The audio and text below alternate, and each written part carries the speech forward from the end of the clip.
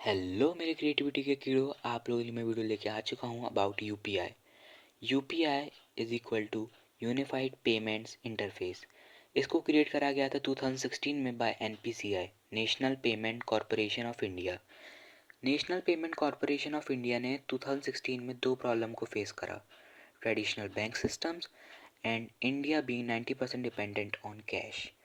Bye that I mean, पहले के ज़माने में बैंक सिस्टम्स यानी बैंक बहुत दिक्कत दिया करते थे। या तो आपको घंटों लाइन में खड़ा रहना पड़ता था, या फिर अगर आप घंटों में लाइन में खड़ा रह भी लिए और आप वहाँ पे अपना कैश निकलवाने जा रहे हो, सो इंटरवल आ जाता था।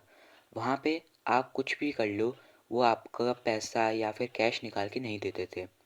ऊपर से कभी सर्वर डाउन हो जाता था, तो कभी बैंक सिस्टम में कोई ना कोई दिक्कत की वजह से आप कुछ नहीं निकाल पाते थे, यानी आप पैसे पैसे नहीं निकाल पाते थे। दूसरी प्रॉब्लम थी इंडिया का 90% डिपेंडेंट ऑन कैश, यानी आप कुछ ले रहे हो तो पैसे दे रहे हो, आप कुछ बेच रहे हो तो पैसे दे के पैसे लेके बेच रहे हो। ये चीज़ एनपीसीआई ने नोटिस करी और सोचा कि हम इसको सॉल्व करने के लिए कोई नया ऑल्टरनेट पेमेंट सिस्टम नहीं ला सकते क्या। देन यूनिफाइड पेमेंट सिस्टम यानी यूपीआई वॉज क्रिएटेड। 2016 में इसको लॉन्च करा गया था in pilot phase by 21 member banks. इनमें से दो लीडिंग बैंक भी थे, एसबीआई और एचडीएफसी।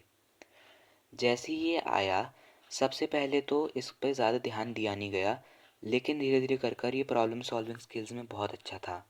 यूपीआई के बहुत टॉप फीचर ये थे कि 24/7 अवेलेबिलिटी थी, यानी कोई अगर रात में 2 बजे भी किसी को कोई पेमेंट करना चाहता है तो वो विद इन 5 सेकेंड्स या 10 सेकेंड्स हो जाता था। दूसरा, even in holidays there is no छुट्टी, यानी अगर आप कोई भी हॉलीडे में हो, या तो आप विंटर वैकेशन में हो, संडे के बीच में 2 बज रहे हो, आप किसी को भी कभी भी कोई भी ट्रांजैक्शन से यानी यूपीआई के द्वारा पैसे दिए देते थे और आपको कोई दिक्कत भी फेस करनी नहीं पड़ती थी। दूसरा, मल्टीपल बैंक अकाउंट्स को आप एक ही ऐप से मैनेज कर सकते थे। अगर मेरा एक अकाउंट एचडीएफसी में है और एक एसबीआई में है, तो पहले सारे बैंक्स में जाकर उनको मैनेज करना पड़ता था। उनको ये देखना पड़ता था पैसे निकाले गए हैं या फिर नहीं, पैसे वहाँ पे अंदर डिपॉजिट करे हैं कि नहीं करे हैं। This was also solve by UPI. Third was slow bank transactions को फास्ट पेस्ड बनाना। बाय दिस आई मीन, पहले के ज़माने में स्लो बैंक ट्रांजेक्शन्स होते थे, यानी अगर आपने किसी को चेक दिया है तो पहले बैंक उसे वेरीफाई करता था, फिर उसके बाद उसे सिस्टम में डालता था और फिर आपके बैंक से पैसे जाते थे दूसरे के बैंक में। लेकिन अब ऐसा नहीं है। पहले जब यूपीआई मार्केट में आया तो उसे पेटीएम नाम की कंपनी ने यूज़ करा। इन्होंने डोमिनेट करा था पेटीएम ने यूपीआई सिस्टम को बाय जनवरी 2024। लेकिन जैसे ही आरबीआई ने देखा कि ये कुछ चीज़ों को फॉलो नहीं कर रहे, तो इन पर रेस्ट्रिक्शंस डाल दिए गए, जिसकी वजह से इनका शेयर बहुत गिरा। तब जाकर हुआ फ़ोनपे और गूगल पे का डोमिनेंस। इन दोनों कंपनियों ने देखा कि पेटीएम का डाउनफॉल हो गया है, तो यही सही मौका है मार्केट में अपनी जगह बनाने का। इन लोगों ने 2024 से ही बहुत हैवी कैंपेन करके अपनी जगह बनाई है मार्केट में।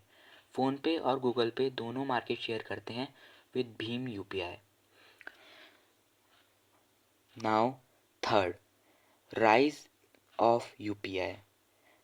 पहले के ज़माने में ज़्यादातर रियल टाइम पेमेंट या तो कैश में होते थे या तो कोई मल्टीपोलर सिस्टम से होते थे, यानी नेट बैंकिंग हो गया या फिर और भी बहुत सारी पेमेंट सिस्टम्स। लेकिन यूपीआई के आने से ग्लोबल डोमिनेंस इतना ज़्यादा हुआ कि 50% real time payment is now being done by UPI alone. So this is the problem that NPCI faced and solved, and now whole world is recognizing what India has made. Thanks for watching the video. Hope you enjoyed it, and now you know why UPI is our proud of India.